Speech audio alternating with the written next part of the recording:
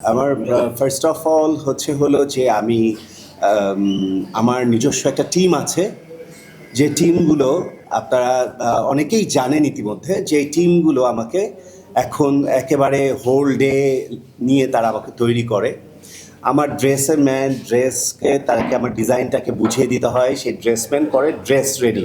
আমি প্রথমে কাপড় কিনি, ফেব্রিক কিনি, ম্যাটেরিয়াল কিনি, প্রত্যেকটা জিনিসকে একসাথে করে দেন আমার এই কি বলে টেইলার অ্যান্ড আমার যারা সুইং পার্সন অ্যান্ড আদার্স যারা যারা আমার ফ্যাক্টরির যারা কাজ করে তাদের সাথে বসে সেই জিনিসগুলো যার যারটা তাকে তাকে বুঝিয়ে দেই। ব্লেজার একজন বানায়, শেরওয়ানি একজন বানায়, শার্ট একজন বানায়, আর এক্সপেরিমেন্টাল পোশাক আরেকজন বানায়। সো এখানে ডিফারেন্ট পার্সন আছে।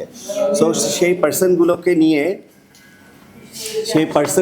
নিয়ে আমি সেটা যাই। এটার পরে আমি হচ্ছে মেকআপ পার্সন। তো মেকআপে আমাকে রেগুলার এখন আমি ম্যাক্সিমামই মাসুদ খান বিউটি জোন থেকে রেডি হই। সেখানে কর্ণধার মাসুদ আমাকে খুব বুঝে ফেলেছে, খুব যত্নের সাথে সে আমাকে রেডি করে।